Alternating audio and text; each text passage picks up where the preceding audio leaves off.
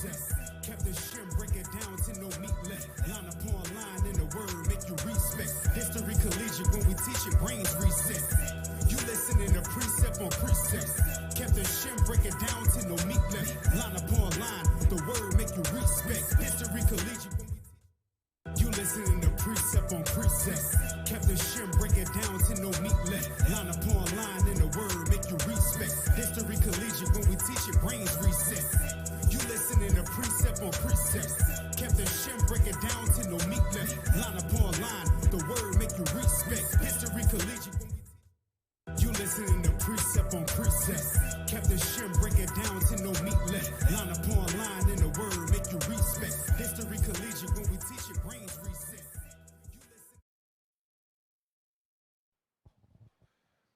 We are not a hate group. We are not affiliated with any other Israelite group.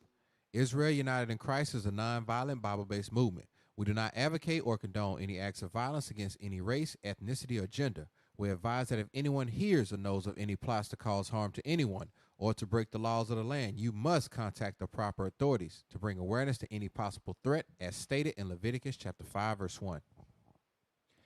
Hey, shalom, shalom, shalom, Israel, Most High in Christ bless. Welcome to another Thursday evening edition of Precept Upon Precept. We are your hosts. My name is Captain Shem, and to your left, Officer Mikael. Officer Micah.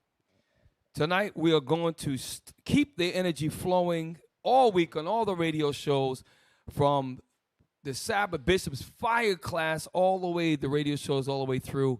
We're going to continue on with that energy. Let's pull that thumbnail up before we get to the Watchman Report. I just want everyone to meditate on this real quick. So, Mikael, why don't you, Officer Mikael, explain this to us, because there's a lot of the subtleties going on here, but just give us the breakdown here. So first of all, that American flag, it has the matrix code in it, because that's actually the whole point of the SPLC and their so-called hate group list, is to keep people plugged into the matrix. Then we see the Edomite, who's very, very red. The Caucasian supremacy, that's what the whole, him with the being muscular, and, you know, we got the little Jewish guy down there, because they're actually the ones that's behind all of it. All praises. And when you look at the word, it says Caucasian supremacy is the root. Examine the SPLC, one of the offshoots. All it is one part. And tonight we're going to go into this, the history, and I think a lot of you are going to get some understanding you didn't know had happened and how it was formed.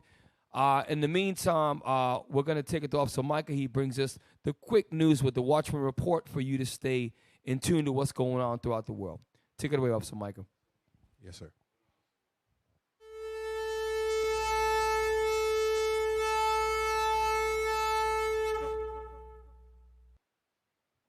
Hey, shalom, Israel, Most High in Christ bless. Good evening, good evening. All right, let's roll right into it. Man pulled over for window tint violation. Killed. Police footage released. So let's make sure we're keeping the laws of the land. All right, next article, please. Russian fighter jets can't control the air over Ukraine, and Russia's attack helicopters are paying for it. So, hey, the Most High turning it up. Next article, please. Tennessee school resource officer busts produce delivery driver with suspected fentanyl-loaded gun on campus. So things are getting bad. We got to keep the commandments, y'all. Let's go. Next article. Democrats fire back as Trump announces presidential bid. Orange man at it again. Next article. This dude. Overtitle it. Video shows unarmed guard preventing gunmen from entering treatment clinic. Jake holding off the devil, trying to get in there and shoot some people. Boy, I tell you, Esau, boy, his spirit ain't right. Next article. Man, I already read that one. There we go. Gunman killed 5 in Colorado LGBTQ nightclub before he is stopped by patrons. So he didn't get put to death. He just killed some people. So this concludes the Watchman Report.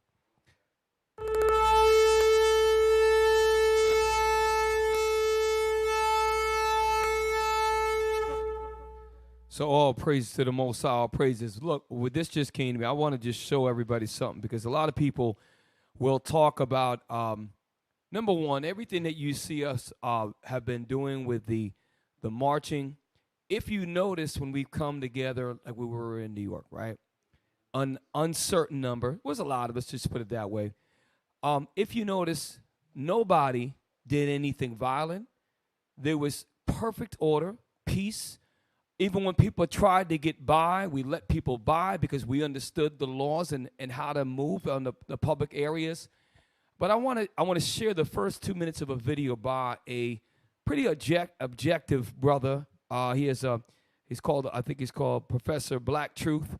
And he necessarily doesn't agree with everything we teach, but he gave a pretty much an unbiased review of what we did.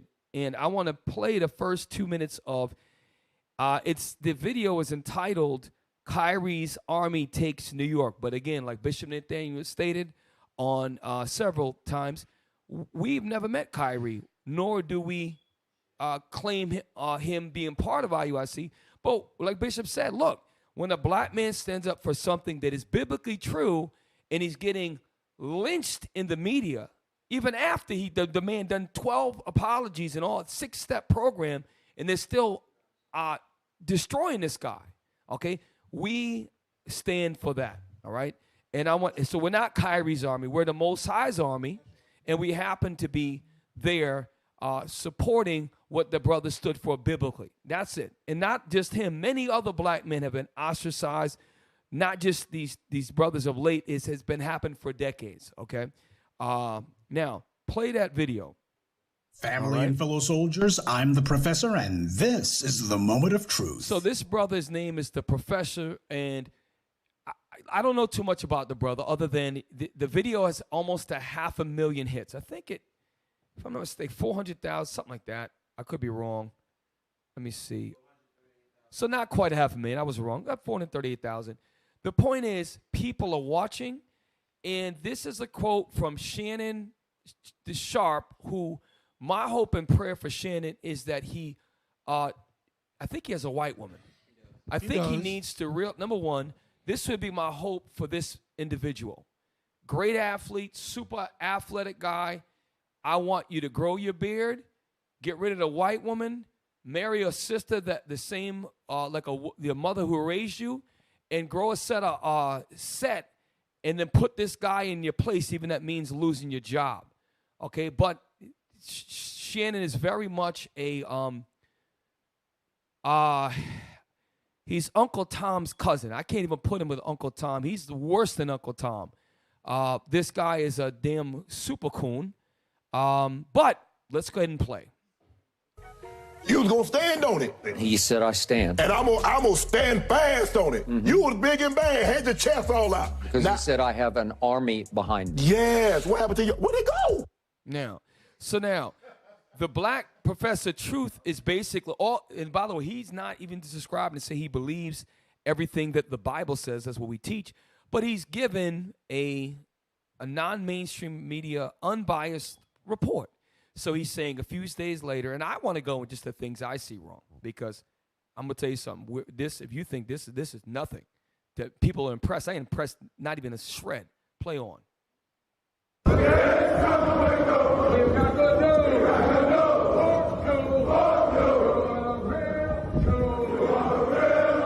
Pause it real quick. Number one, okay, this is just the beginning. The marching is going to be 1,000,000 times better. The sound is going to be 1,000,000 times better. These small little whatever, how many hundreds and hundreds, whatever, I don't know what the number is. There is going to be one day when we come stepping through with thousands upon thousands of men. So this right here is just a little face booster. This is nothing compared to what God has in store. Okay, if you think this is something, that's why they're shook. Because nobody was out of order here, okay? And this is not, all I see is mistakes. I'm someone who sees mistakes only, like people not in perfect order in line, but it's only going to get better and better. And we don't have a lot of time. We have very little time, and we still are able to come together in some sort of unity. And all praise to the Most High. We're going to get better. Now, play on. Now,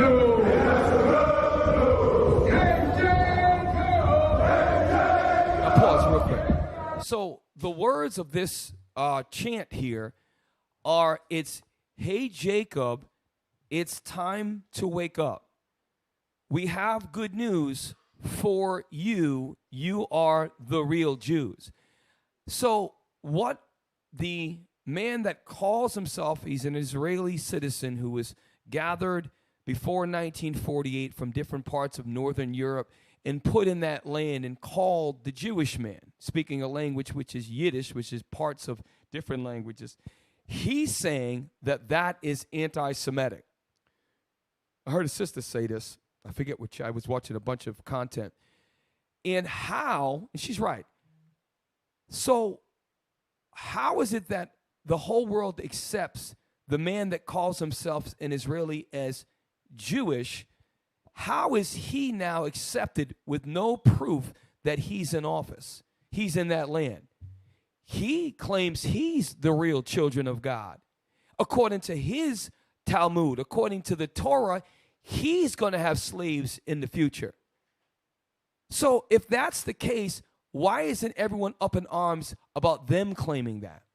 And the reason why, anything that black people do when we come together is a problem.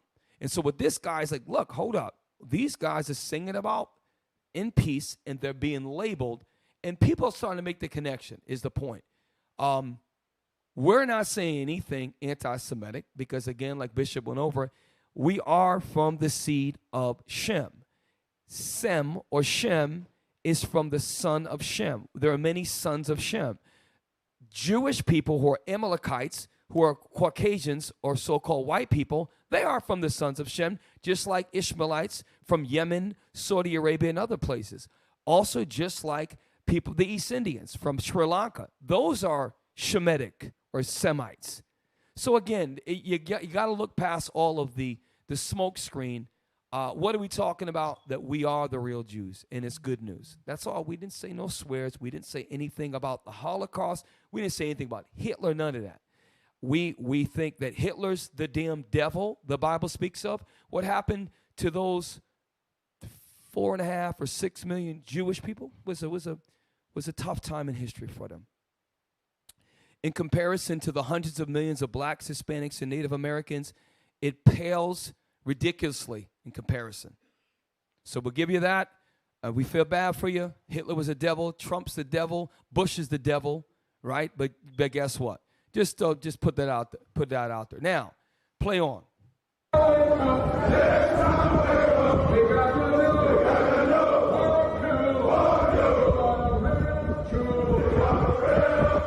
Okay, now get me Ezekiel chapter 37, and then get me Revelation chapter 7, because again, it's amazing that a lot of our people are shocked because they're not used to seeing this many black and Hispanic men together without a Greek step show, without a stupid sports game, without a fight, without some sort of sporting event. And we're not a physical military with guns and bayonets. We're a spiritual army who protest and march in peace, singing a song. And that's shaking up America? Well, we're going to show you something. Read. Ezekiel chapter 37 and verse 10. We got a whole show ahead. I just had to touch on this. So I prophesied as he commanded me. Yes, sir. And the breath came into them. And they lived and stood upon their feet, an exceeding great army. And so this is the beginning of the exceeding great army. But the exceeding great army is going to be so much more than that small number of repenting Israelites right there. Read on. Verse 11.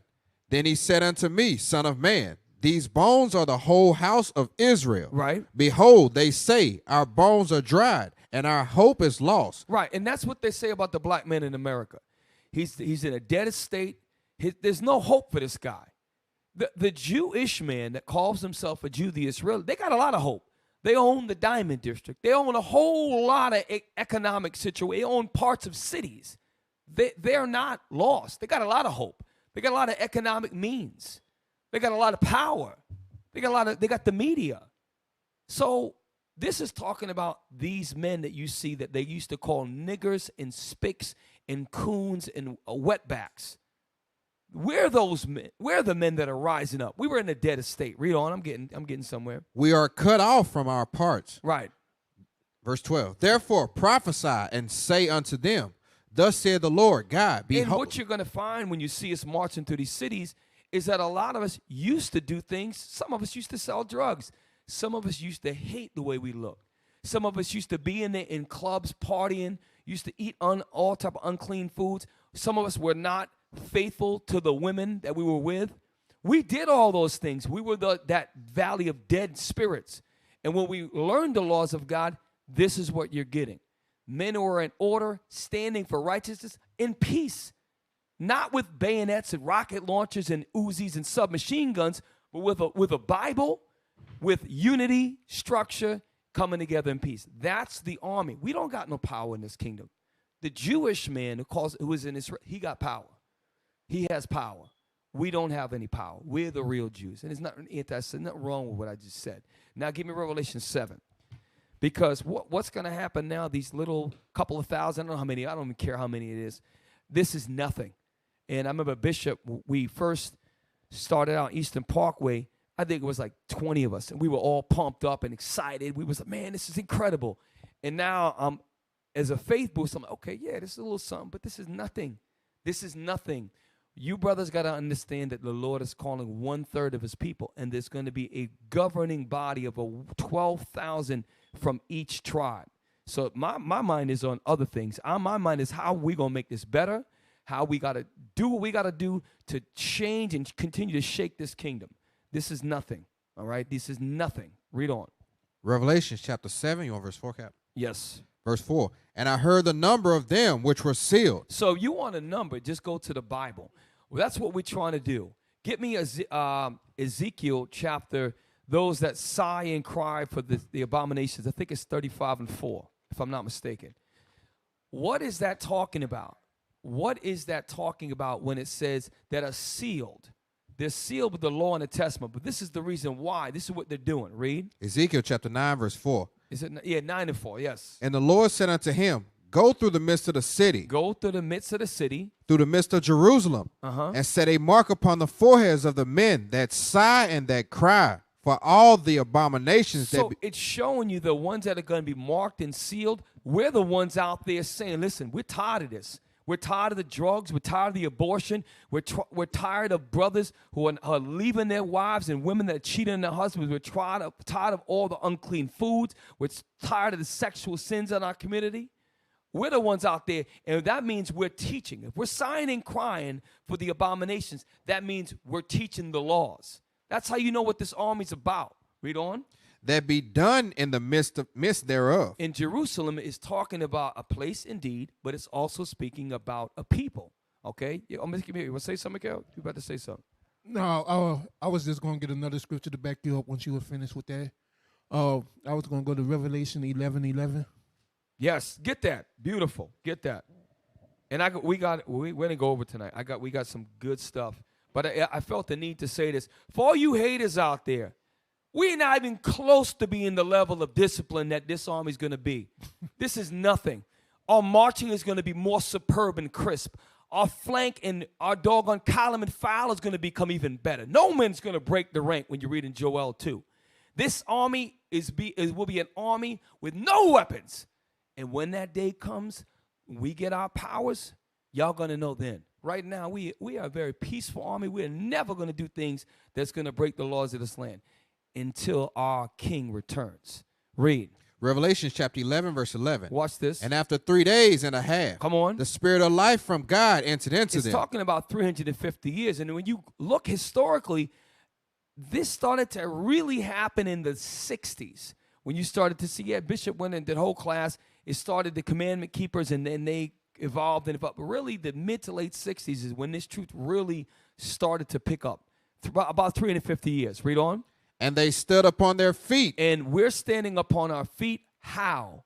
Because we're keeping the commandments. The breath is coming into us. And we're now teaching other brothers in the hoods, in the ghettos, in the barrios. Look, man, this is wrong. These abominations, you see if things going on, we got to come out of here. We're sighing and crying for the abominations. And that's those 12,000 from each tribe that's raising up. the leaders of the nation of Israel. And we are the valley of dry bones who had no hope. Read. And great fear fell upon them. And why? And my question is this. Let's think about it. Let's really analyze this.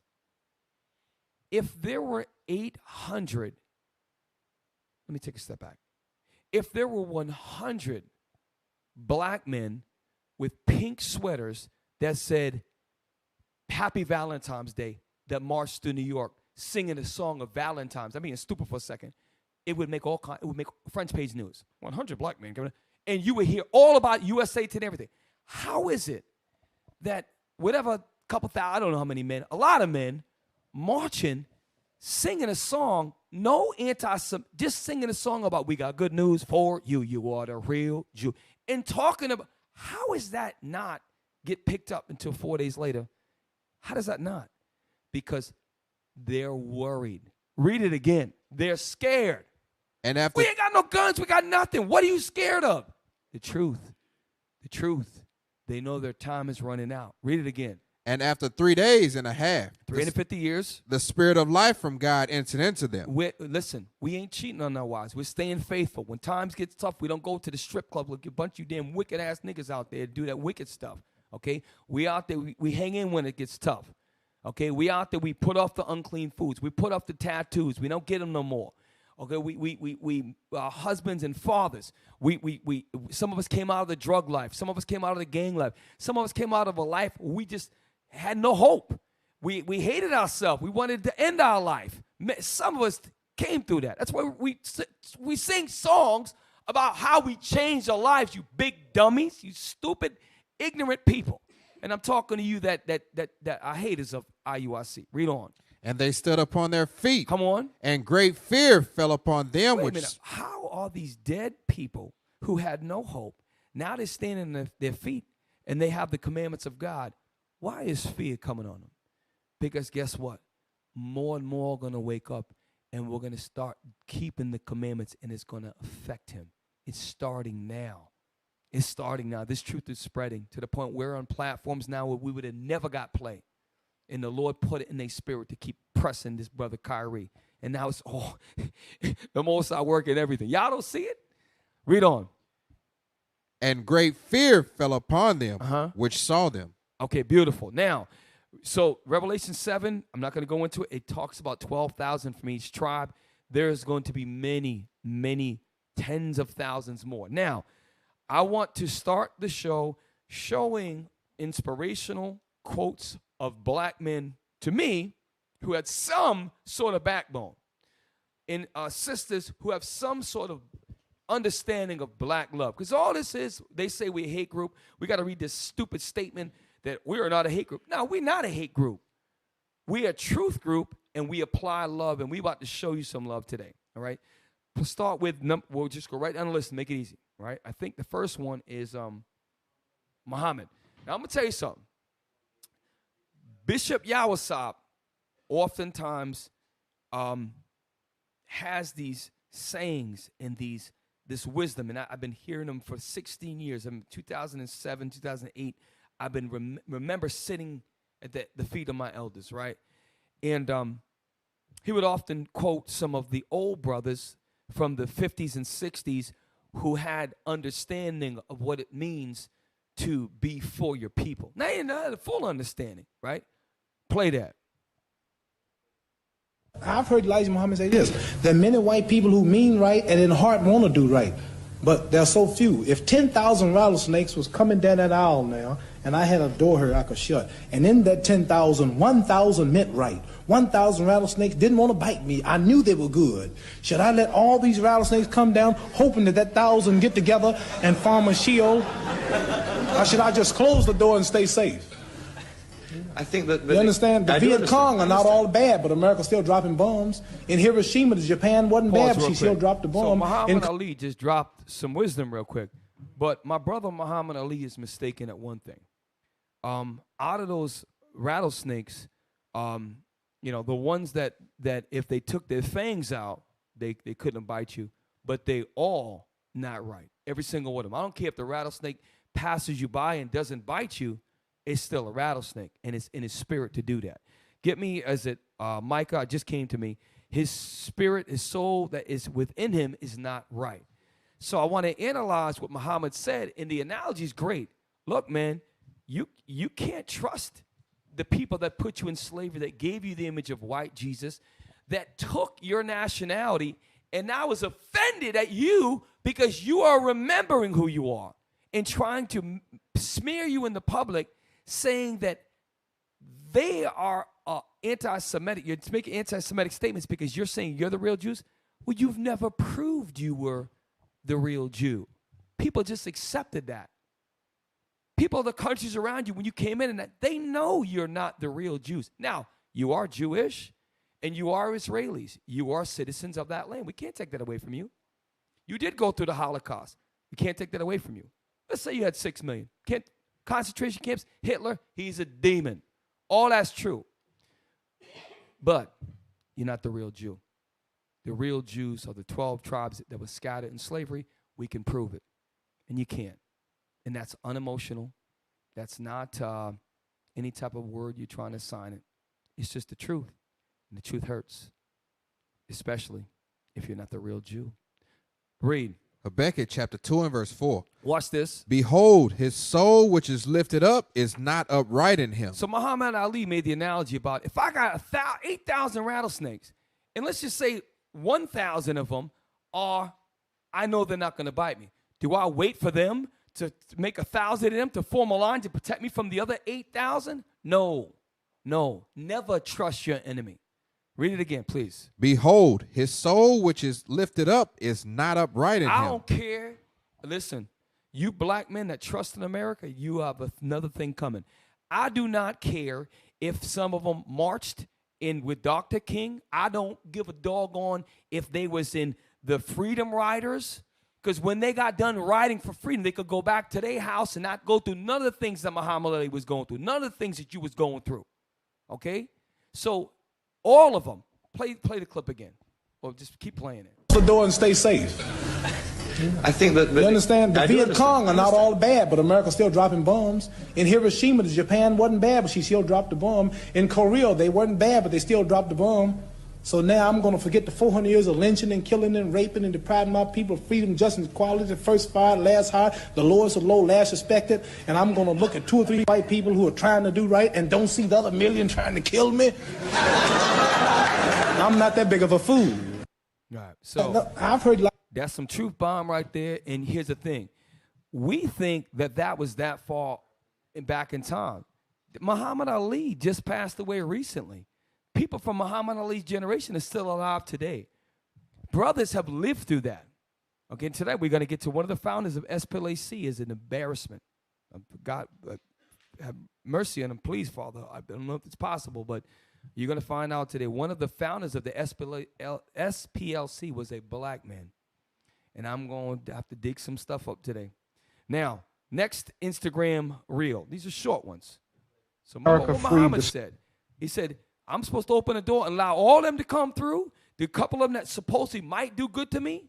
And then the other million that's going to come for me and take me out. That's the problem. A lot of you black brothers, you marry the enemy. You're sleeping with the enemy. And you take on the enemy's ideology. Read.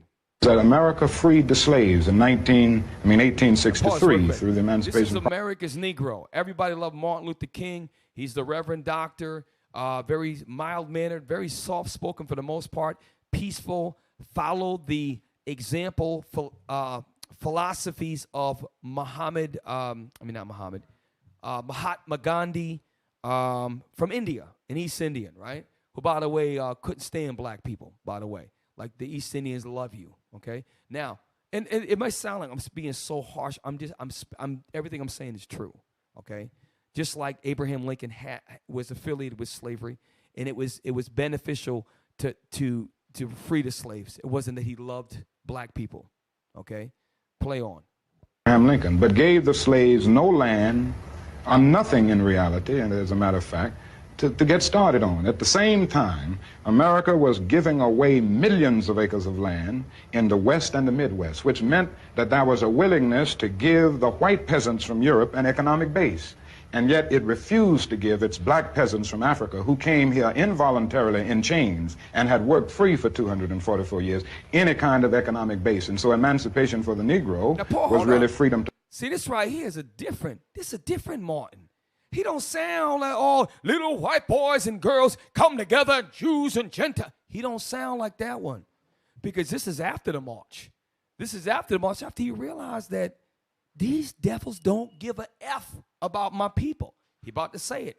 And I like this analogy because him and towards the end, they had to kill him because their fear was Martin and Malcolm and all the brothers coming together and finding out that we're Israel and raising up all black people. Because at that point, before the drugs, before the crack came in, before the white woman and before the jobs came, there was oppression. And they had to soften that blow. And that's why they take the key figures out and they had to do what they had to do with the rest I just mentioned. Play on. For the Negro was really freedom to hunger. It was freedom to the winds and rains of heaven. It was freedom without food to eat or land to cultivate, and therefore it was freedom and famine at the same time. And when white Americans tell the Negro to lift himself by his own bootstraps, they don't look over the legacy of slavery and segregation. I believe we ought to do all we can and seek to lift ourselves by our own bootstraps. But it's a cruel jest to say to a bootless man that he ought to lift himself by his own bootstraps. And many Negroes, by the thousands and millions, have been left bootless as a result of all. So what they did is, in this country, and this is why Muhammad Ali said, I'm going to forget about 450 years of slavery, lynching, Jim Crow, and all that. Martin's now saying, look, here it is, when you freed the slaves in the Emancipation Proclamation, you gave incentives for white peasants to come to this country in the Midwest and the West and gave them land and gave them stipends or money. When we were freed, you turned us loose on just like wild animals, just nothing, nothing at all, okay? And most of us, a vast majority of us. So now he says that it's a cruel jest to say to a man who doesn't have a boot to pull himself up by the bootstrap. So this is a different type of Martin. This Martin's different. Watch what he says next. Thousands and millions have been left bootless as a result of all of these years of oppression and as a result of a society that deliberately made his color a stigma and something worthless and degrading. When you stood on the Lincoln Memorial that day in August '63. I have to say this because one thing I can't stand is dumb niggas. I'm going to tell you right now. You dumb, stupid black people out there who really try to divide people by skin color. I'm about to show you, brother, a little later on. Listen, I'm bright boy. They would have strung me up right next to you dark-skinned, friggin' ignorant ass ones. We are all one people. You understand that?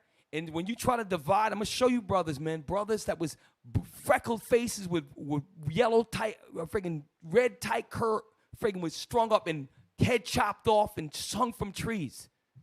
Don't let them divide. I'm telling you, don't let them divide us. Now, Martin is now about to say he about to drop the bomb. Did he drop the bomb yet? No. He about to say something in a minute. Watch this. Play on.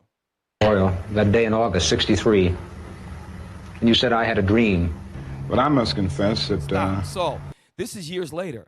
So, this day in August in '63, because Martin, his ideologies was, we'll go to the White House. White people will really understand the Negro's plight. The laws will get changed, and we'll work on the minds of their conscience, and things will get better. That's what his ideology was. Toward the most I showed him, for that time, understanding, you're wrong, brother. And this is why he says, he says, I must confess. He's still being politically correct now for the camera, right? He wasn't as bold as Muhammad Ali and Malcolm X, but watch what he says, and this is why he had to die.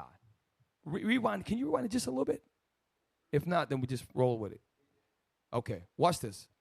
I had a dream. But I must confess that that dream that I had that day has at many points turned into a nightmare. No boots. Now, you hear that? So he said, and he still was politically correct. He said, although I have to confess, and he changed his whole energy up. He said, at many points, he said that dream has turned into a nightmare because he realized towards the end of his life that you can't change a rattlesnake. Martin, Malcolm and them understood that. And that's why they killed Malcolm, because Malcolm knew he was an Israelite. He knew he was an Israelite towards the end of his life. So now, next reel, please.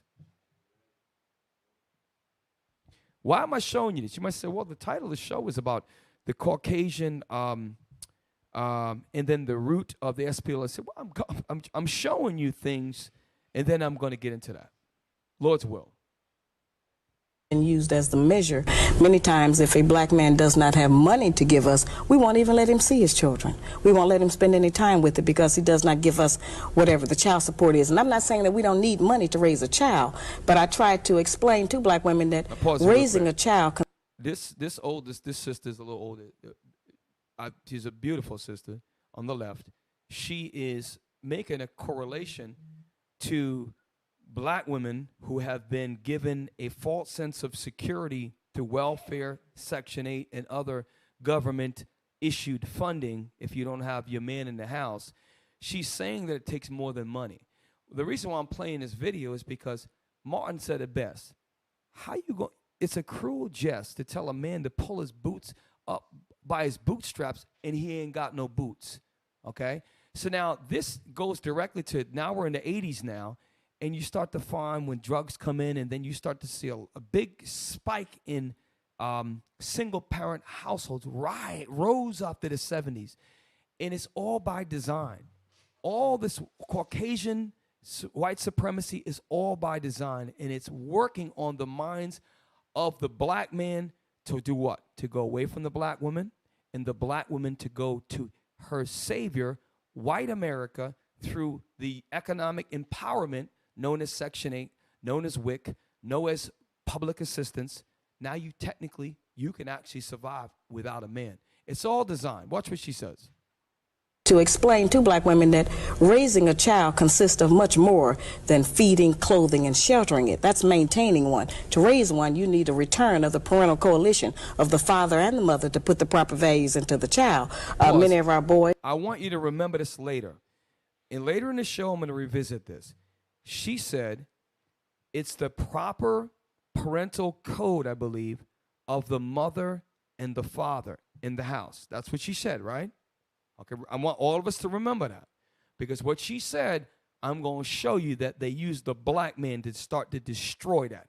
And he was one of the ones that found the SPLC, and he was a black man. I'm going to show you this place, man. Their reach goes deep.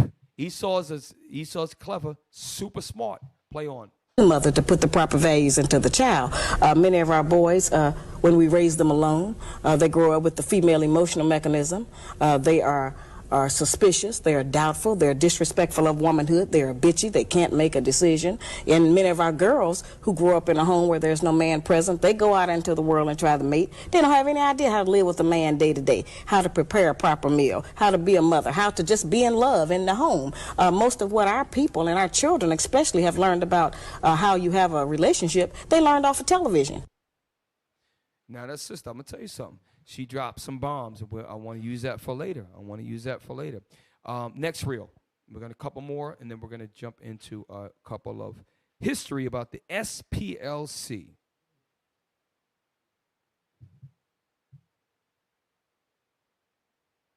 She preaching hate when he says, I'm not going to let the... I gotta preface this.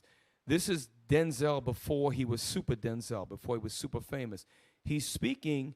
And I want you to imagine this was, he lived today, right, at this age, because what he's saying is right on point. It's so far. I just was very inspired by this.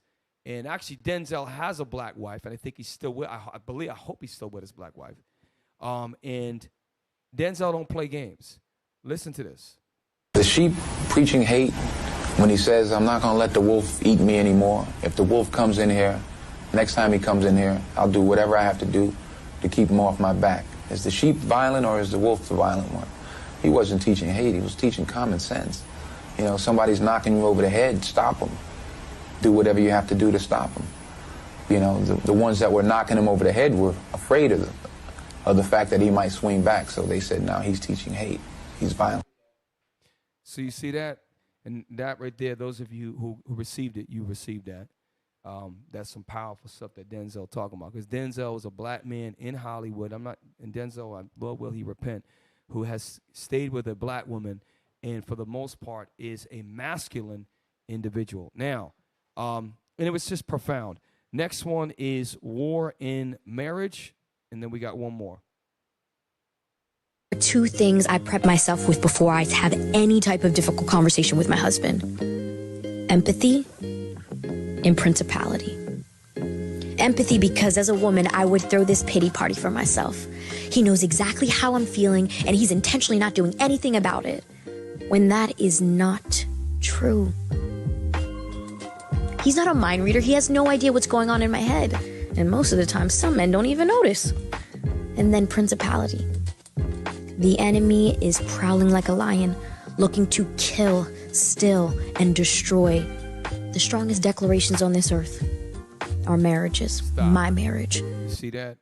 This is what they're trying to destroy.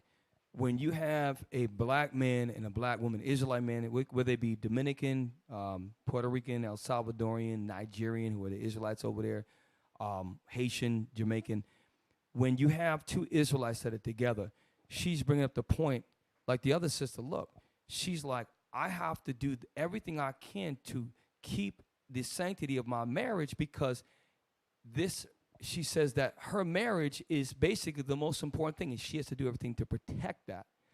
If we take that position with God's laws, that's what we need to do as a nation. And that's why when you see the media, that they allow black men to rap about killing each other, right, which is destroys the family. But yet when we come together and we're talking about songs like some of us used to sell drugs, not no more, okay, brothers, marry your women. Sisters, put on a dress and stop doing that. When we talk about that, we are the threat. You got to see what's really going on. This is why the laws of God. That's why she was very inspirational what that sister said. Is there more now? Is that it? Play it a little bit more. On this earth, our marriages, my marriage, and I'm not going to help him do that. So I had to learn how to communicate and bring forth a difficult conversation that didn't warrant my husband feeling belittled or attacked. Yeah, we are definitely at war, but we should not. So the war is, in that context, she might not understand she's an Israelite, but she understands that her marriage, she has to fight to protect that, because everything outside that is trying to break that apart. Get me, I think there's one more. It's number, selling to the Negro. I this is something I saw on TikTok that, Instagram, that I thought was pretty powerful, because if they figured out your psyche and how to sell to you, you don't think they figured out what you like and how to exploit your sins? Oh, they have. And that's why they got us with their media and their music in their stupid SPLC. Play. What sales psychologists have to say about selling to the Negro. The secret of selling to the Negro is expressed in one word.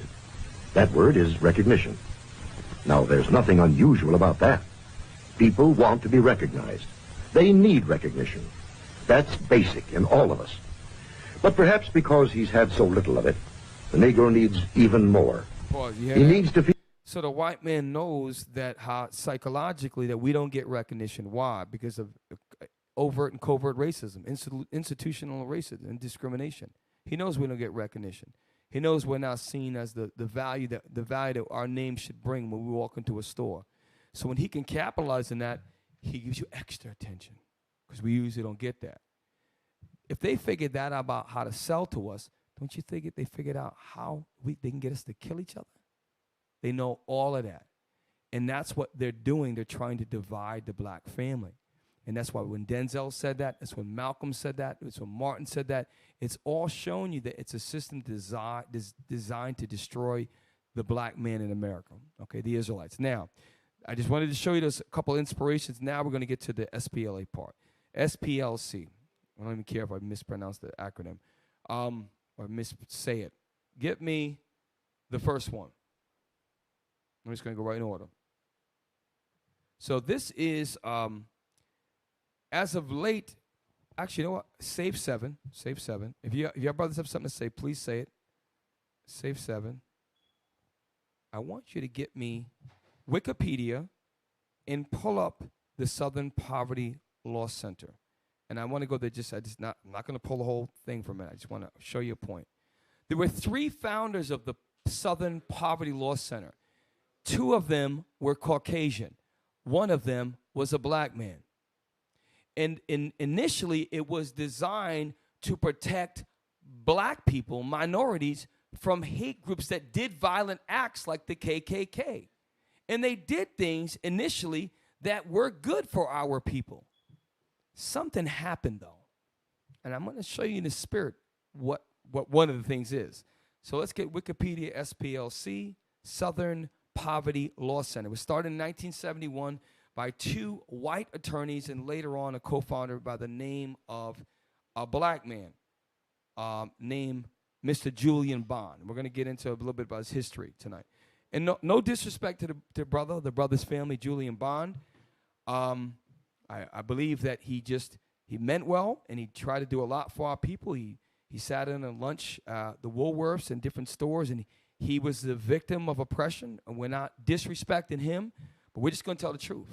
All right? So go ahead and pull that up.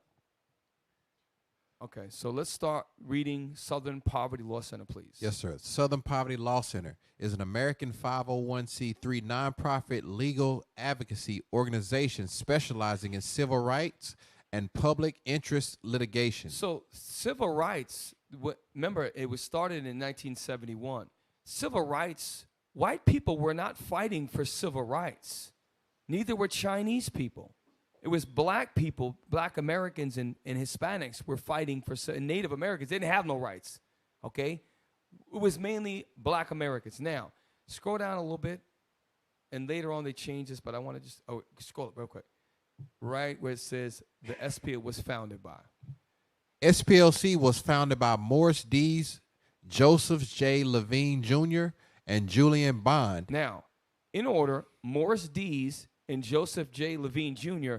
are Caucasians, and I'm glad you clicked on him. That man is clearly a Caucasian, okay, who had a family background. Now, just leave it there real quick. I want you to see this is one of the attorneys that, and later on in 2019, was fired. And I'm going to show you a little bit about why he was fired for misconduct. Allegedly mistreating black people starting as early as 1994. Now, get off this picture real quick. I wonder why they didn't show Joseph J. Levine Jr. So now, go to, I had to research this. I sent you something on Joseph Levine Jr. It is, bear with me. I hope I can find it. Don't tell me I didn't put it there. Maybe I didn't send it. Okay, hang on a sec. I'm going to skip him and come back to him. I know I had him. Yeah, but in the meantime, go to the next one. The next one is Mr. Julian Bonds. I might have not sent it. I'm not going to blame you. I might have not sent it. Let me see something. Save messages. Oh, this is important. Okay.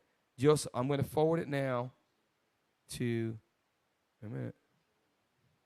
Forward. Okay, I'm forwarding Joseph Levine Jr. to Precept Upon Precept. It's just a link. It's a link to SourceWatch. But now, this is a black man named Mr. Horace Julian Bond.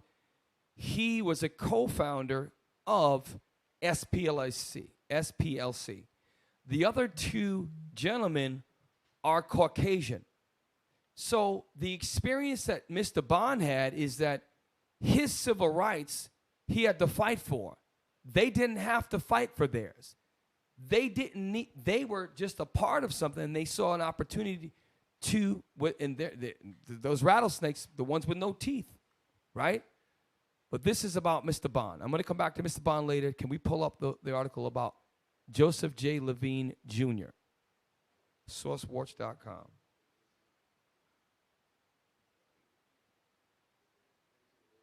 I don't need a picture. He's a Caucasian, and you can look it up. You can look it up yourself.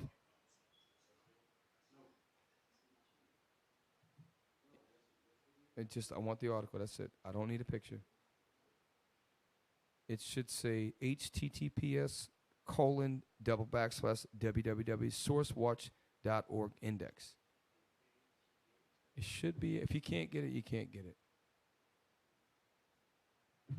Hold up. I don't know why. Okay, they took it down. Something happened. Hang on a minute. I don't know why they did that. See if you can find something on that name. I'm going to come back. So pull up. I'm going to jump right down to something happened with Julian Bond in 1989. I want to see if we can get this. Go to Wikipedia for Julian Bond.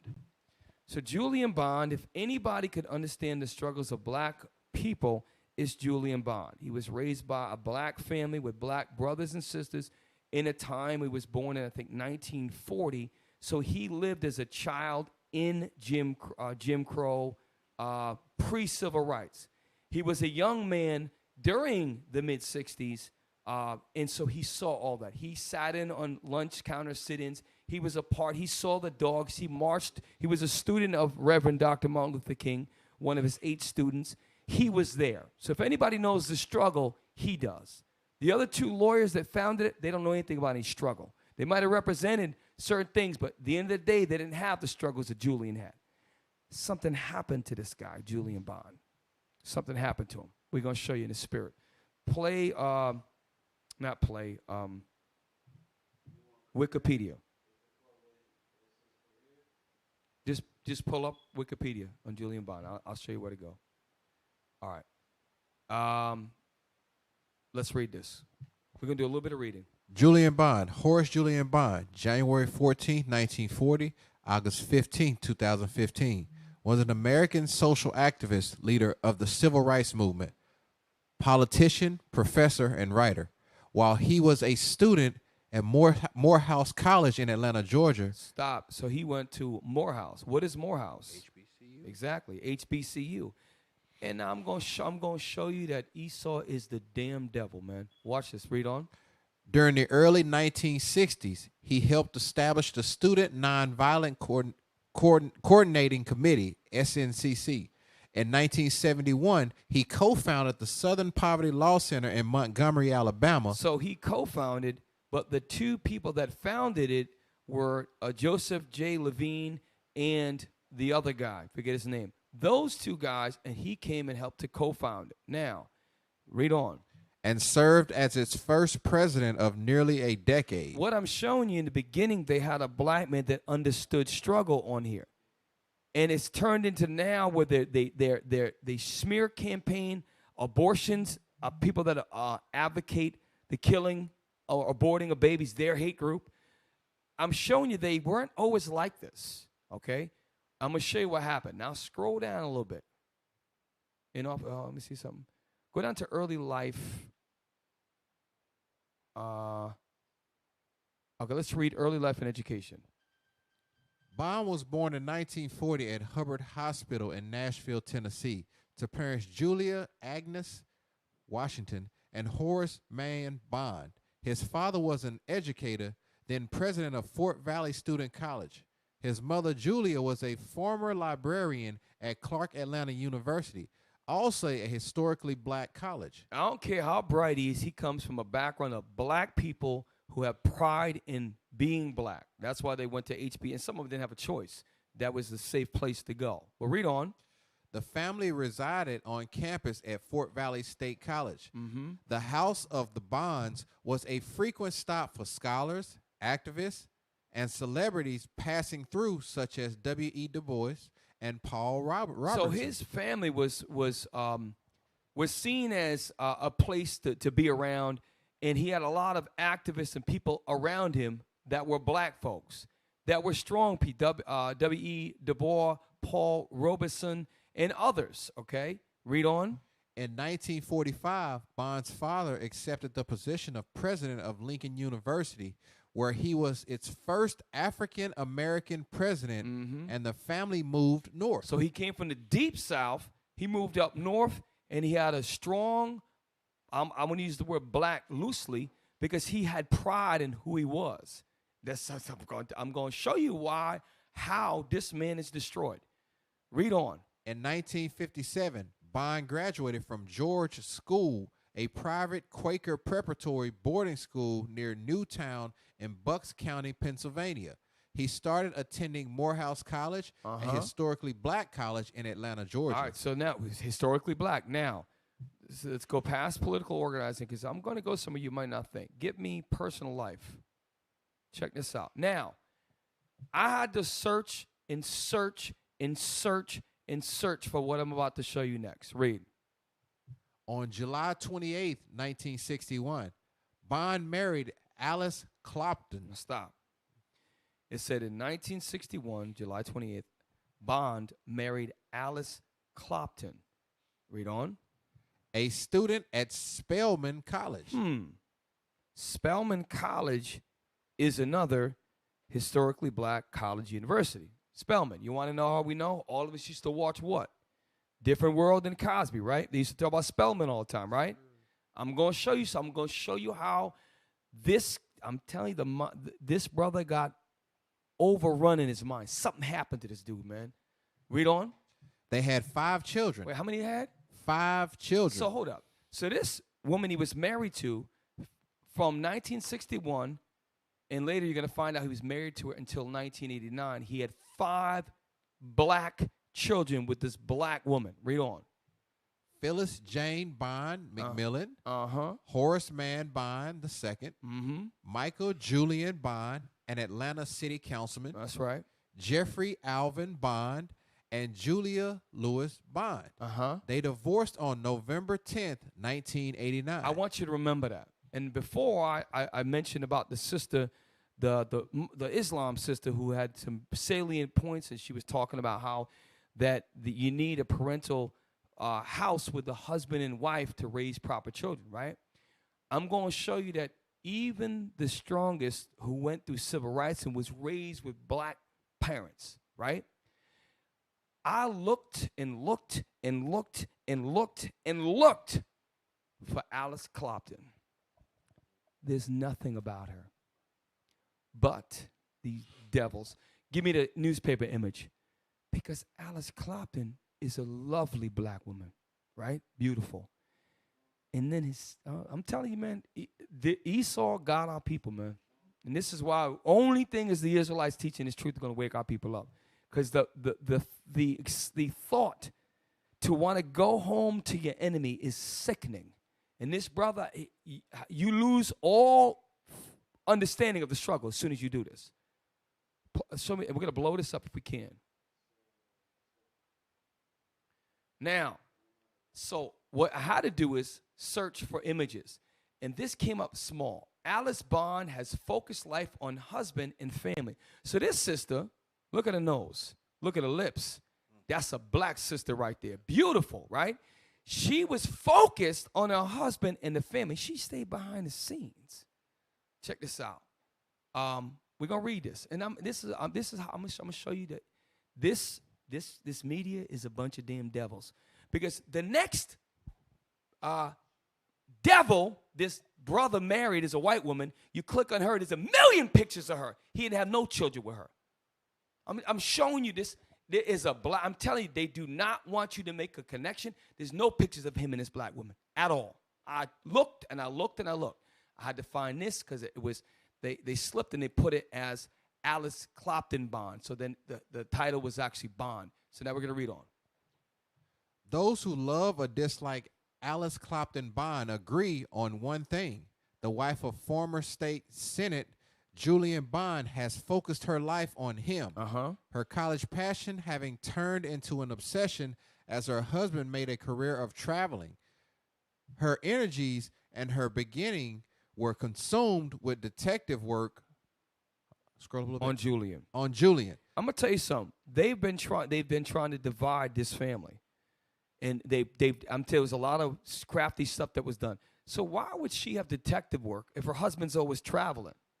Well, this is how are they going to say this about? She's got 5 children with the man, right? And this is a sister right here, right? Play on, read on. Says an old friend, from my observation, all of her dispensable time went into monitoring Julian. I don't believe that. Read on. From interviews with friends, family members, and childhood acquaintances, Mrs. Bond emerges as a bright and attractive woman who rarely stepped into her husband's limelight, but who wrapped her world around his almost from the day they met in 1960. Her 26-year marriage is where much of her pleasure has come from over the years, as Bond burst forth in the 1970s to become a dashing and intellectual hero of the civil rights movement. But the union, with its long separation from Bonds, also has left her frustrated, according to friends, relatives, and her own statements in past interviews. Friends say she always has been outspoken about her marital frustrations. On March 19th, she took those frustrations to the police after a a confrontation with a woman reputed to be the former senator's girlfriend, according to a confidential police memorandum. She filed a simple battery charge against the woman, Carmen Lopez Butler, and then told Atlanta narcotics detectives that Miss Butler had been supplying Bond with cocaine and that other prominent Atlanteans were abusers of the drug, according to the police memo. I find it hard to believe that the one article that I could find, if she was that crazy a woman, why would you have 5 children with a nigga? 5 children with her? The brother's dead, forgive me. And now the one article I find about this lovely sister is painting her as she's crazy. Interesting. Now, I want you to see that's who he married. He understood the struggle. Up until 89, she was in the background. Now, get me back to Wikipedia. I'm just showing you there were 2 white men that formed, and he was the co-founder, a brother in the struggle with a black wife. Understand? You watch some tapes of this guy. We about in a minute. SPLC again. Now, go back to, I'm sorry, not SPLC. Julian Bond, and I want Wikipedia, and I want his second wife. I'm telling you, man, this dude is weak. He was weak, and they set his ass up. In 1990, Bond married Pamela Sue Horwitz. Stop. Interesting. In 1990, Bond, look at that. Less than a year later, he married Sue Horowitz, a former SPLC staff attorney. Interesting. Pull up the picture of that. It's a deplorable looking woman. I'm being serious. Pull up the image of Pam Horowitz of the Southern. So you're gonna leave, and this is why I don't think he's that stupid. I think I got caught out there. I think he did some dumb stuff, and they had something on him because his whole spirit changed. That name just sounds like she smelled like boiled bologna. Horowitz. So you could pull the image up. Here's the point. You have a black man who was the co-founder of SPLC. In the beginning times, it did things like lawsuits on the KKK, who are known hate crimes, who have burned crosses and killed many hundreds of people over the 1900s and before that. So, of course, they did things in the beginning of the to help our people, just like the civil rights movement. As you went on, you start to see how the SPLC started to change. And this is in the spirit. I'm telling you, this guy, if he was in the right spirit, this shouldn't have happened on his watch. So this is Pam Horowitz. Read that. Pam Horowitz was one of the first lawyers hired by SPLC co-founder Morris Dees and Joe Levine. Those are the 2 guys that co-founded, and then the brother's name, I already forgot it. The brother's name, he came a little bit later. Yes, he came a little bit later. She was one of the first staff attorneys. Read on. Joining the organization in 1974. I stand correct. She came 3 years after they formed the organization. Read on. During her time at the Southern Poverty Law Center, she successfully argued a historic sex discrimination case before the U.S. Supreme Court. Horowitz practiced law for 30 years with a Washington, D.C. firm. She also worked in a partnership with her late husband, Julian Bond, who served as the SPLC's first president on multiple public, private, and academic projects, including an annual civil rights tour on the South and projects involving the SPLC. So I just wanted to show you that he divorced his wife, who had 5 children, who was a black woman, lovely black woman who I couldn't find anything on, any pictures on. And then this is his second wife, who was a staff attorney that came 3 years later, who is a Caucasian woman. And show another picture. I want you to show one more picture. It's important. Y'all got to see this. Show the picture. It says, Alamy, New York, April 22nd, Julian Bond.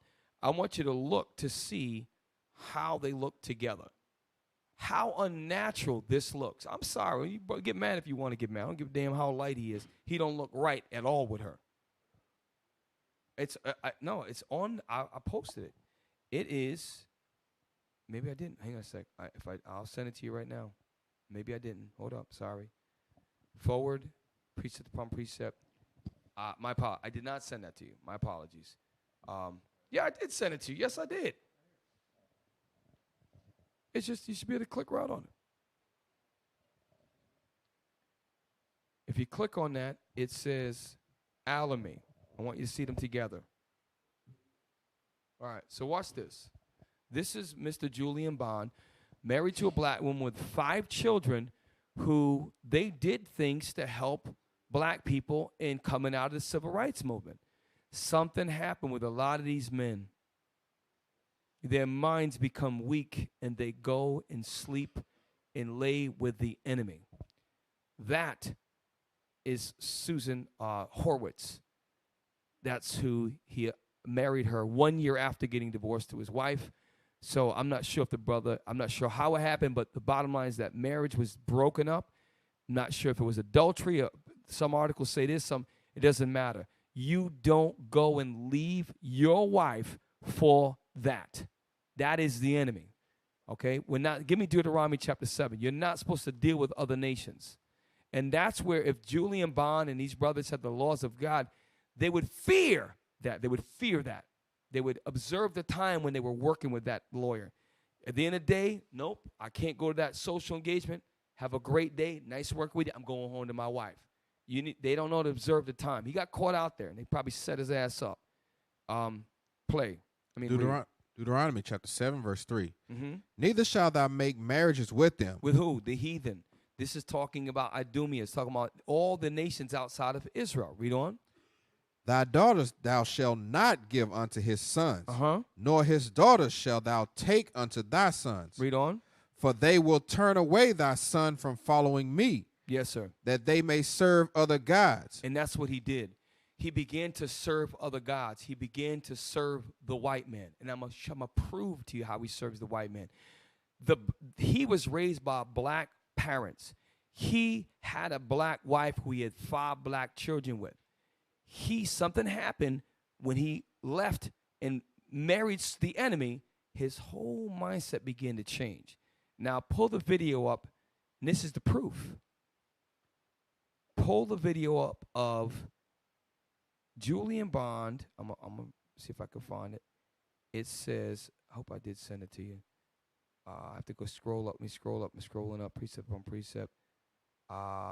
It says, yes, gay rights are civil rights. I believe it's yes. So, and then I'm going to show you a video of him about 30, 40 years previous, and you're going to understand there's something happened. And this a little bit of digging you can see. And they make it hard. I couldn't find any images of his first wife. I had to find a small newspaper article. But he had a second wife. She's all over the place. No children with her. They do not want you to see any type of black unity or solidarity. That's why they did that. And that brother, he got weak and he was set up. He got weak. And I bet you the last thing he thought about before he died is, damn, I messed up.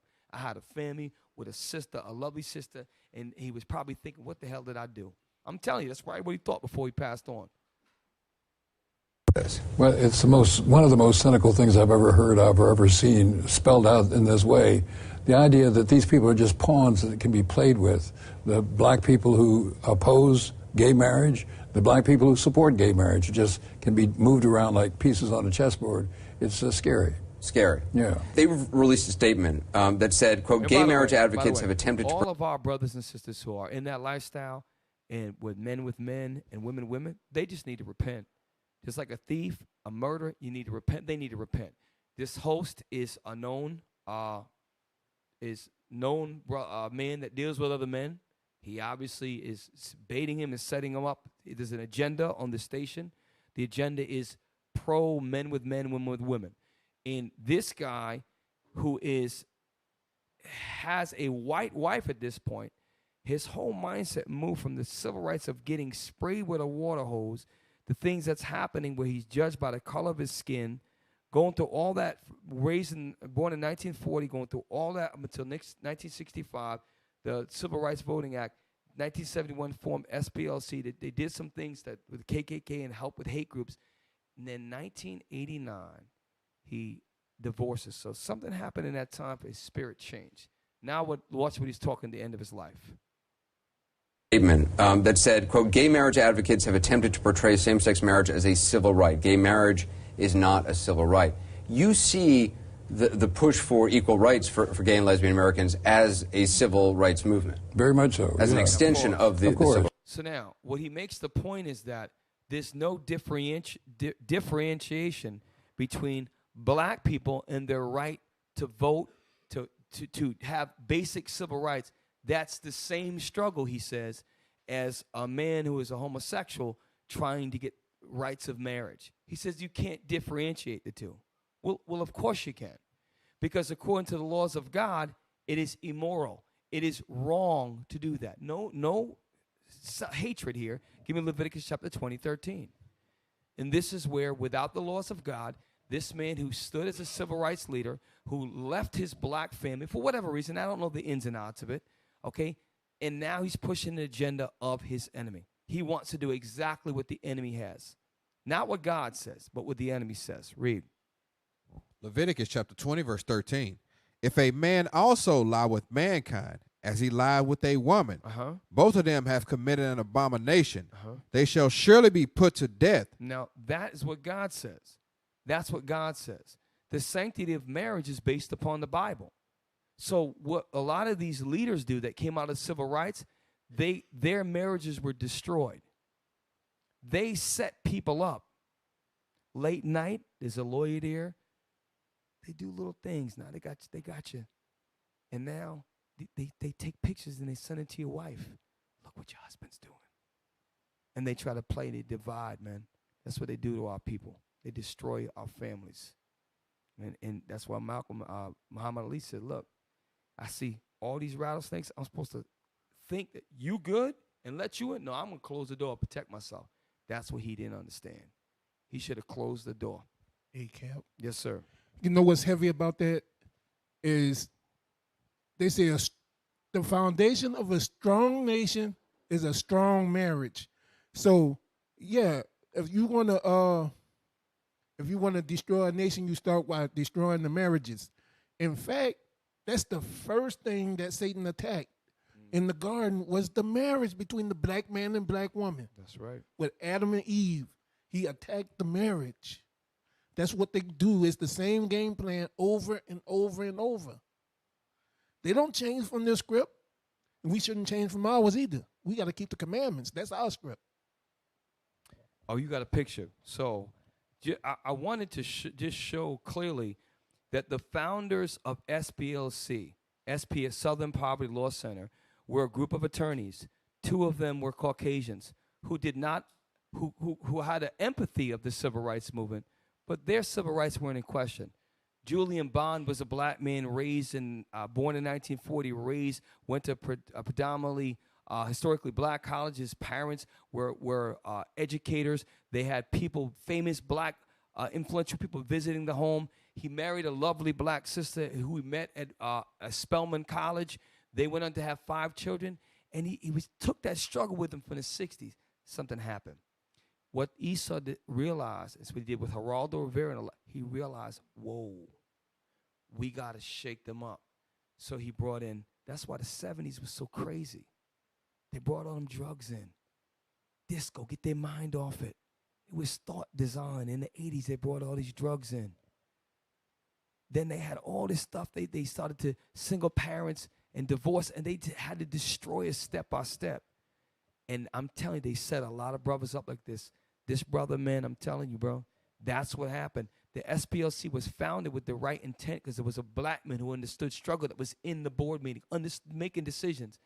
The SPLC today, and by the way, Mr. Bond died in 2015. He lost that edge.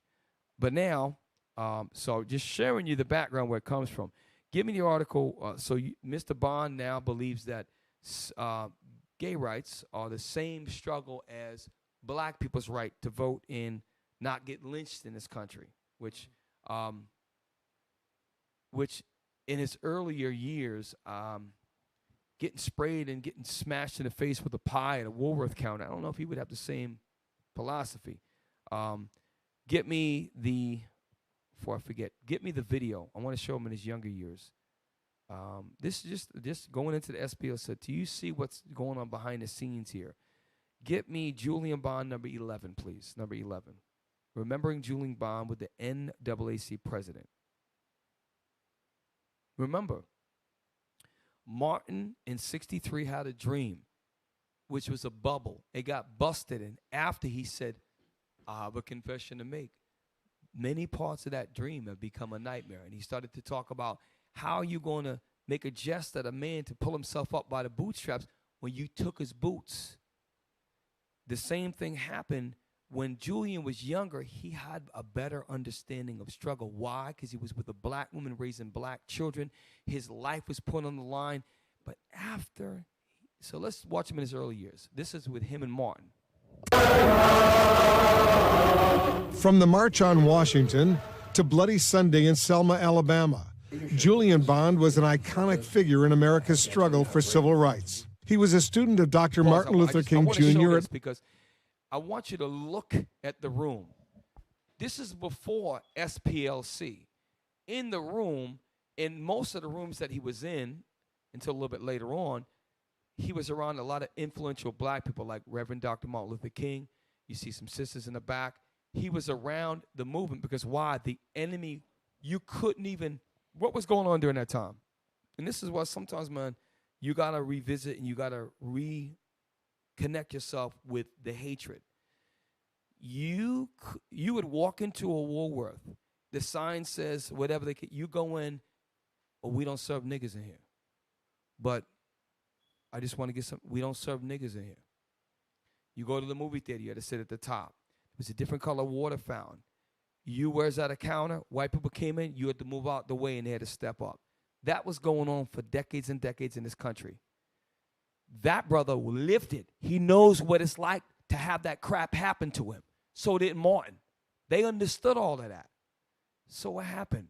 Esau did a lot of things between the late 60s and the 80s. He did a whole lot. He had targets. He had files. He had to make moves. I'm telling you, man, this brother, I'm telling you, I know he must have regretted that, man, dealing with that damn not that Edomite woman who broke up that marriage. I don't give them one. No, something that happened was set up. Play on. Civil rights. He was a student of Dr. Martin Luther King Jr. at Morehouse College in Atlanta and one of Dr. King's youngest foot soldiers. Bond helped launch the Student Nonviolent Coordinating Committee, an influential force in the civil rights movement of the 1960s. We got others to join us by demonstrating that we were willing to risk our lives to help. This is the point I wanted to get. Why do you think he was willing to risk his life? It was because he had to set example for his black children. That daddy is not afraid to stand up so that you can have something in this country. Them white lawyers, they didn't have those worries. That's why the SP, when it first started, it did certain things to help protect black people. But later on, something changed, and part of it is because one of the co-founders left his black family and married a white woman. I'm telling you, you got to see it. Now, Go back to the video. I think it's number 7. Now we're going to show you. I was going to start with that, but I want to show. I led up to all this to show you today's SPLC is not the one that Julian Bond helped to co-found, that was fresh out of getting disrespected, water holes, getting bit by German shepherds. What he went through all of that, okay? It's a different organization. And we're going to show you. Number 7, I believe it is. There are dangerous hate groups in America. Who will warn us about them?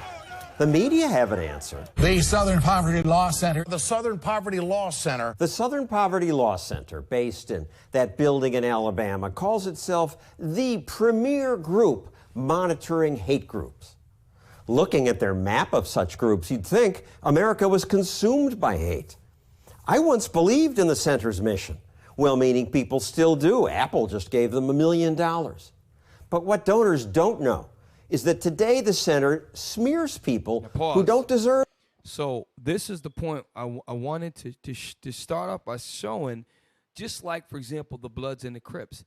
They started off doing things positively within the black and brown communities. Something happened with the Bloods and the Crips where they started beefing against each other. And we got evidence. Now, listen, a lot of the sins that our people in is hatred, malice, and all that is within the black man. But I'm going to tell you something. There's been proof where white men have dressed up in realistic-looking black masks and started wars. And then all you see is someone with dark skin and this color on, you could set up a war. They did something after the 60s. They had to stop what was brewing from going to the next level. That's why they had to kill Martin. They killed Malcolm. They killed Stokely. They killed, who else did they kill? Fred Hampton. They killed a lot of brothers, man. It's because they knew that the enemy in the 60s was easy. You niggers get off my, you a nigger, get off my lunch counter. You niggers go home. It was very, and I love that because I want to know. I want to feel it from your ass. But now, when you dilute that, now you can divide. You can keep them separated. In the 60s, we were starting to come together. That's why in Genesis, give me Genesis 49. We started to rise up. We started to get up when we came down. And that brother right there is a perfect example of a young lion rousing up. I'm telling you, bro, you got to see it for what. In the spirit, you see certain things. And this is why the SPLC is when it first started, it had good intentions with a brother like that brother we're talking about and his need to, willing to die for the cause, right? That's what he was saying earlier. And now it's a organization owned and operated and profited by Caucasians that seek to smear organizations that many do not deserve it, including Israel United in Christ, where we have not just black people, we've got Puerto Ricans and Dominicans and different shades of our 12 tribes of Israel who do things like community cleanups. We do volunteer work. We do fundraisers. We do all type of positive activity. We've never burned a cross on anybody's. We've never hurt anybody. And if we've ever had anybody that hurt anybody, they were put out before. And if any outrageous or egregious behavior, they're put out. You can't be an adulterer and stay. You got to go. You're a brawler. You got to go. According to the scriptures, we are a love group. Okay? So read that, please. Genesis chapter 49 and verse 9. Watch this. Judah is a lion's whelp. Right. Judah is the American black man. Okay? My brother here, what's his name? I forgot his name already. I just lost a lot of respect for him that Horowitz woman. Julian Bond was that young lion. Raised up in 1940. W. Du Bois, all them coming through his house, historically black. He's seen his mom and his father. He said, you know what? I'm going to be a part of the struggle. Married a lovely sister, had 5 children, was willing to put his life on the line because of the color of his skin. He was being discriminated against openly in a thing called Jim Crow in the civil rights movement. Watch this. Read on. From the prey, my son, thou art gone up. Right. When you on the prey, you about to make the kill, you about to set it forth. But he went up. What took him up? Well, Esau had a whole plan in the 70s and the 80s, man. They had a whole plan. They got to a lot of our brothers. They had to kill the key figures first. Read on. He stooped down. He crouched as a lion. Right, ready to pounce. Right, ready to take it fully at this land, this Edomite here. Read on. And as an old lion. Now what? He fell asleep. So you go from a young lion, ready to pounce, ready to make a move, ready to rise up, and now you old. You ready to stand down. That's what old lions do. Old lions get killed or they just die off. You ready to back away. The revolutionary spirit goes away. Read on. Who shall rouse him up? Who shall rise him up? Well, we played it in the beginning. We rising up under Christ. That's why there's an army rising up. And we are an army that's going to stand together. We are an army that love our black and Hispanic women, and we will not bend the knee and bow and go deal with our enemies' women. We're not going to do that. We know who, like Muhammad Ali said, we know who they are. They're snakes. They were born up, not upright. They're your enemies, God says. Give me Deuteronomy chapter 28, verse 48. I'm going to show you. This is where we fail. And it's not hate speech. We're reading the Bible. We are, according to Deuteronomy 28:68, we are the ones who were sold into slavery on ships. We were the ones. So the enemies are the ones who did this to it. I can say that. That's not anti-Semitic. That's the truth. Read that. Deuteronomy chapter 28, verse 48. Watch this. Therefore shalt thou serve thine enemies. Who served their enemies? Read on. Which the Lord shall send against thee. Okay. We had people sent against us. Read on. In hunger. In hunger. And in thirst. In thirst. And in nakedness. And for all our wants and needs, or everything. Water, food, clothing. Read on. And in want of all things. Everything. Read on. And he shall put a yoke of iron upon thy neck. That's talking about one man? One man? No, it was a whole nation. Read on. Until he hath destroyed thee. And that's why we're destroyed. And that's why we're destroyed. We're divided. You got Nation of Islam. You got black Episcopalian Christians. You got Lutherans. All on the same slave ships, same history, but we can't come together. It's amazing. Read on. That's it on that. Now, we almost done, y'all. Go back to I think it was a video. No, is that today the smears people who don't deserve to be smeared. The presence of radical Islam. This woman grew up in Somalia, suffered female genital mutilation. So now she speaks out against radical Islam. Now, hold for on. that. So she had parts of her body cut off. It was horrible, horrible, by radical Islam. So now she's speaking up for the men who happen to be that do that to women, which is wrong. And she is labeled as a hate group. So that's one example, right? So it's not just Israelite Christ they're doing it to. They're doing it to a lot of these different, and this is being reported by other news outlets, not just black people are reporting this. These are all, we're going to play on, read on, play on. On its list. Multiculturalism failed these communities.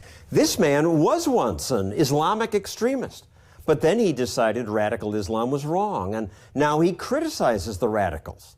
The center labels him an anti. So he was one of the ones that they would call an Islamic extremist. He reformed himself. Now he's saying what I did was wrong. And they saying he is part of a hate group. Do you see how simple this sounds? Furthermore, the original founder, one of the original two founders who was an attorney, was let go in 2019. You can read about it. They fired one of the co-founders. They had to let him go. They didn't fit the standards of the SPLC. And in 1994, a group of black men, black employees, brought forth a claim saying that he was. I'm gonna get that exact article, but I don't want to butcher that. But read on. Play on. Excuse me. Two. Join the fight against hate and bigotry. Visit SPLCenter.org. I do think that we have a problem with hate in this country. We put about 10 of these major hate groups out of business. The center's leader. This guy right here, Richard Cohen, and this guy here, what's his he's the guy that got fired. He's the original founder, along with that Joseph Levy, and then the brother who came in 1971. Play on. Morris Dees would not talk to me. So commentator Nomiki Kant stepped up to defend them. They have a history, a long history of fighting against extremists like the KKK. History, yes, but they labeled skeptical Muslims like Ayaan Hirsi Ali as haters. If you have a horrible experience with religion, that's one thing. It's another thing to use those experiences as ammunition against others who are practicing their religion peacefully. But they're just speaking, criticizing it. Of course she has the right. So wait a minute. But we, as United in Christ, we practice our religion peacefully. We don't do crimes against people. We don't, we teach the Bible. And because we teach the Bible and people don't agree with that, where is our freedom to practice our religion according to you?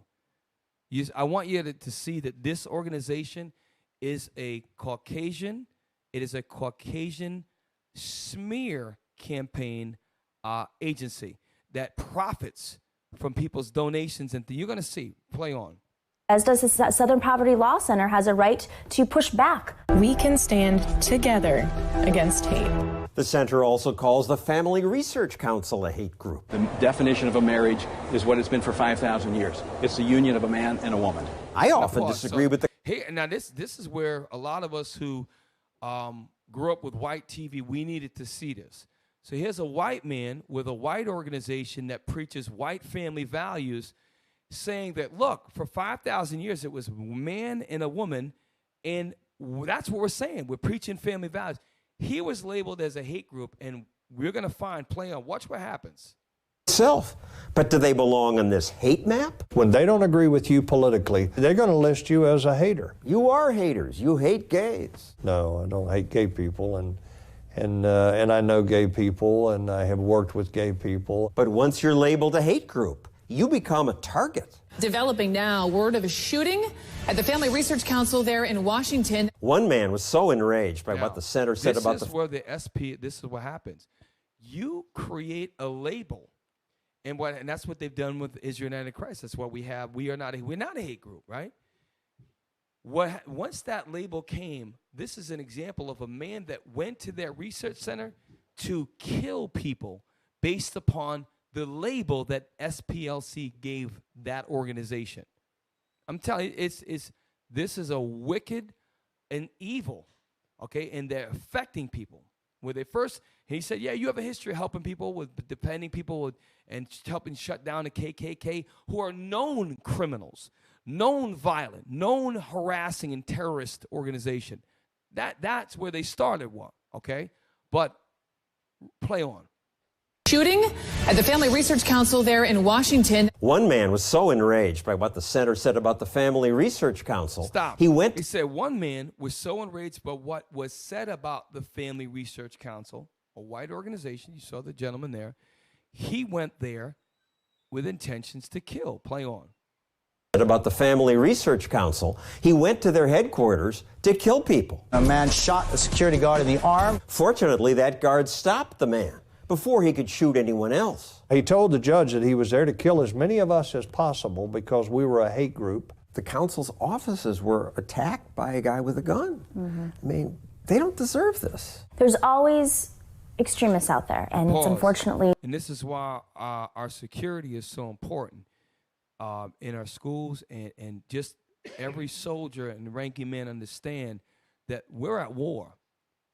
That by them labeling us a hate group, they're insinuating potential violence towards us. When we have our wives and our children, it's a family organization based upon faith and the belief in the Holy Bible. And to the point where before this show, we said we are not a hate group. Okay, and we have a hope because we're not. We've been falsely labeled, and we've got proof that this organization that all started altruistic with a brother that went through the civil rights, and everything started to change. And most recently, probably within the last 10 years, the SPLC has labeled people and smeared people like this family center, like the lady was mutilated by extreme Islam, by a man who used to be extreme Islamic, who repented, if you will, and now is talking against what he used to do. That's his experience. He's a hate group. Okay, play on. There's always extremists out there, and it's unfortunately the world that we live in, and you know, hopefully people can kind of separate that. The center also smears the Ruth Institute, a Christian group that believes gays should not have an equal right to adopt children. Now hold up. See, and I'm going to show you. So now, this, I'm showing you. This is not, this is also another white organization. It's an organization that believes that the best possible outcome for an adopted child is a husband and wife, is the best. And she even goes to say that, look, there's certain situations where if the boy's uncle, who is his immediate family, happen to have a partner, that might be the best. And because she's labeled, they cut her website down. This is what the this is a white woman. Play on. A Christian group that believes gays should not have an equal right to adopt children. They're not haters. I like gay people. I have no problem with gay people. That's not the issue. The issue is, what are we doing with kids and the definition of who counts as a parent? What if a gay couple had a civil union and adopted kids? There could be cases where the best person for a particular child would be their Uncle Harry and his boyfriend. You know, that could be. But we owe it to the children to give them the best we can, which generally is a married mother and father. See, you're a hater. When the center put her on its hate map, the Ruth Institute's bank sent her this letter. We've determined that you're an organization that promotes hate, violence, harassment, and so therefore we're not doing business with you. You hear and that? We went and checked our website. Her bank disassociated itself from a label from the SPLC. It says she's violent. You see what they did, that trigger words? That can cause and insinuate crime. The SPLC should be investigated by the FBI, and they should have charges brought upon them. Because if people get hurt from labels, I'm telling you, that's why y'all don't believe what they write about is united in Christ, because it's not true. Okay? Play on. And so therefore we're not doing business with you. And we went and checked our website, and we were already down. The Ruth Institute and the Family Research Council are still on the hate list. There's no appeal. I sure don't know how you get off. I suspect the center keeps its hate list long because crying hate brings in lots of money. Morris Dees' salary is more than my entire annual budget. So yeah, whatever they're doing, it pays. Years ago, Harper's Magazine reported that the center's the wealthiest civil rights group in America, one that spent most of its time and money on a fundraising campaign. Now, Morris Dees did once promise to stop fundraising once his endowment hit $55 million. But when he reached $55 million, he changed that to $100 million, saying that would allow them to cease costly fundraising. But when they reached $100 million, they didn't stop. Today, they have an endowment that now is over $320 million, much of which is in offshore accounts, Caymans and places like that. And how do you know? Oh, we look at their 990s. And it says Cayman Islands? Yeah. They pay some of their people more than $400,000 a year. Well, it's 2017. It costs a lot of money to exist in this world. Give me a break. The Southern Poverty Law Center now lists people like... Look, we wanted to show you that there's, when you pull back the covers and look at what's really going on, the SPLC, although it had its origins, in particular with a brother named Julian Bond, who went through certain civil rights struggles in his own personal life. His family went through it. He has a history of having ties to the struggle, right? And you see how it evolved, and some of the reason it evolved is because you had a black man that had the understanding of his people taken away from him. And he actually went and married a white woman. And I know many of you said that sounds wrong. No, it's not wrong. It's what's wrong by him going with her is wrong, biblically. So when we showed you the SPLC has been smearing many different organizations, not just Israel United in Christ. So you cannot take, and our prayer is that the Lord, some brothers and sisters will raise up who are brilliant legal minds and put them out of business, because they are they're smear tactics. And what they're doing is they're causing people to have other people attack them. We saw examples where men went to attack them because of the label.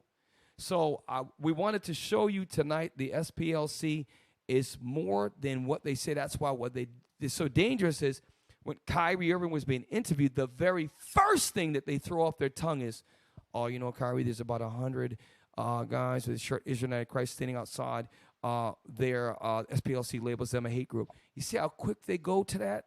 So he's quick in front of the national media where hundreds of millions of people watch Kyrie Irving in that interview. A lot of these people watch that. Now all they hear is Israelite Christ and hate group, hate group. What do you think that's going to do?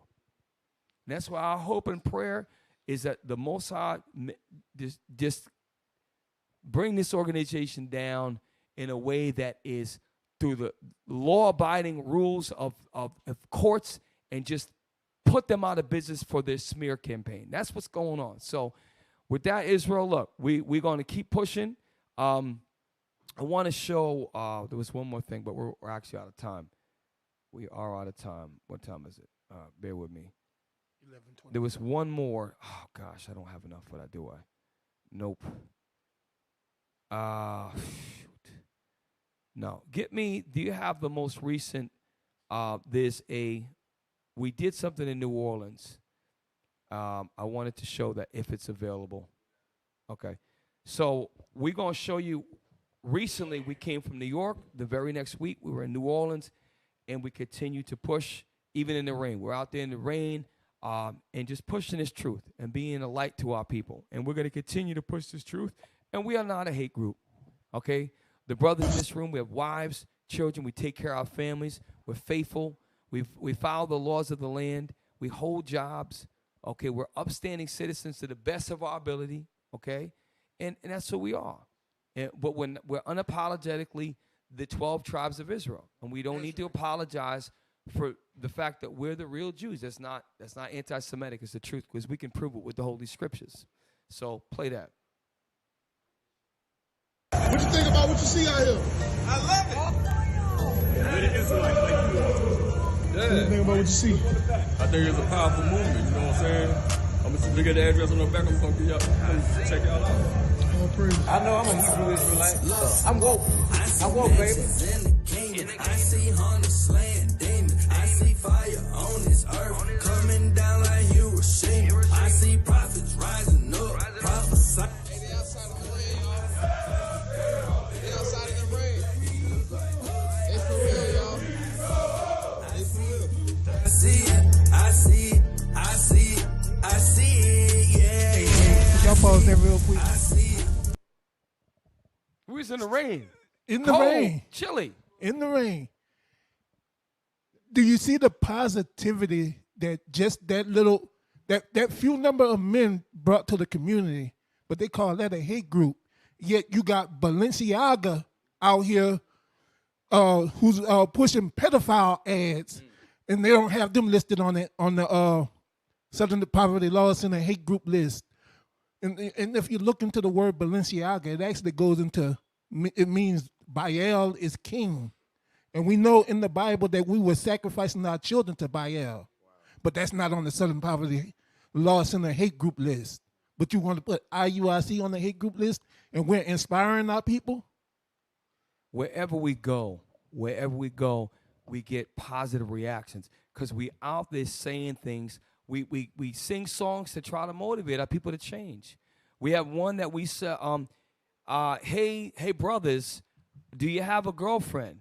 It's time to be that man and get married. We're singing about that because a lot of black brothers, we play games out. A lot of play games, and the 12-year-old girlfriend been living with for 11 years. That brother, it's time to do the right thing. That's what we teach. We teach a message of hope, inspiration, and wherever we go, we get positive reactions from our people, because when we go, we come together in unity. So we're not a hate group. And I just wanted to show you that SPLC had an understanding in the beginning about civil rights and struggle. There was a black man who was through the struggle, and something changed within the organization. And starting about the 90s, in the spirit, that brother disassociated himself with the struggle, married Miss Horowitz, and divorced his wife and their 5 children. Okay, now his children, obviously, they still went on. But the point is, I wanted you to see there's more to the SPLC than meets the eye. And they have a history of smearing, and there's much more you can learn about them. So hopefully you want to research this and to find out that this organization needs to be shut down. All right, so with that, we're precept upon precept. We have anything else? Brothers, thanks for staying with us. I know it's late. Hey, look, make sure y'all give alms because this movement, it's not going to be, it's televised right now, and it's not going to always be televised. But if you need a congregation in your city, you got to give alms. If you do want to see these shows continue, give alms. If y'all want the truth to give out to the four corners of the earth, give alms. You can do so at to the Booster Club at IUIC.fundraising at IsraelUnite.org.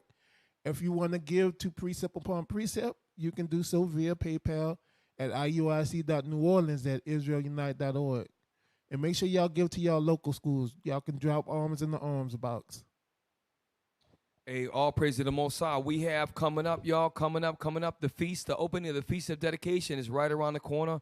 Y'all getting the spirit. Okay, that's a holiday of our forefathers overcoming and rising up and standing up in the face of their enemy and overcoming the Feast of Dedication. And that's why I'm gonna leave it alone.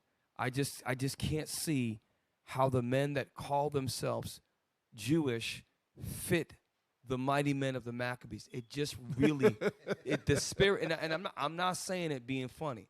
I don't see it. When I see those men who call, I see a very plain people. I don't see people with life and energy. I don't see people with they're not the salt of the earth. You understand? And that's what we're trying to show you. We are the light. We are the light to the world. So with that, we precept upon precept. Thanks for staying with us. We way over. It's 11:30. Appreciate y'all. Most High and Christ bless Israel. Shalom. Shalom.